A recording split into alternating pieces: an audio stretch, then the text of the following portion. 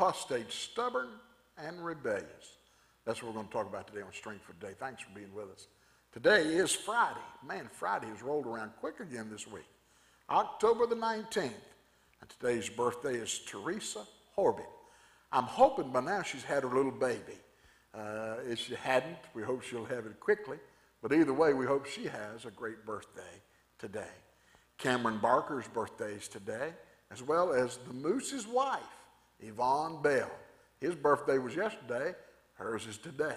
So use the same telephone number and call and wish her a happy birthday and tell her and Teresa and Cameron you heard about their birthdays on Strength for Today.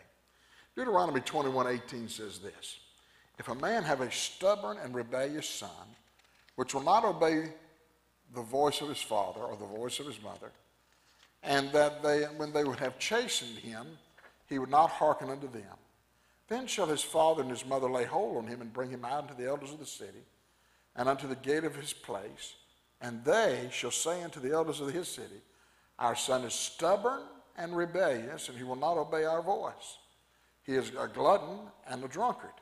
And all the men of the city shall stone him with stones, and he shall die, that he die. So shalt thou put evil away from among you, and all Israel shall hear and fear. Boy, I'm glad we're not in the days of judgment. We're in the days of grace, thank God. Because my mom and daddy probably would have had me stoned quite often. Probably would have had you stoned too. Because we're stubborn and rebellious people. We're their children. I'll get an email from my mother on that one. But the key is this. The key is stubborn and rebellious. This boy went back to his father after a time of rebellion, refusing to accept him. And he made his confession. And before he could finish his confession, the father interrupted him and said, son, you're forgiven. Most good southern fathers would have gotten a tree limb and beat the living daylights out of him. I can hear them yelling now. You've wasted my money. You've wasted my time. You've been foolish, and now I'm going to teach you to defy me.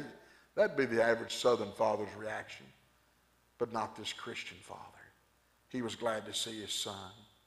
He was glad he was back from a far country. When you come back home to the father, there's always a banquet ready, a robe and a ring. The fun's always at the father's house and never in the pig pen. Peter says something here that's quite interesting, though. He talks about the old sow. Evidently, what happened was one of those little pigs decided to leave his pig pen and went home with the prodigal son to the father's house.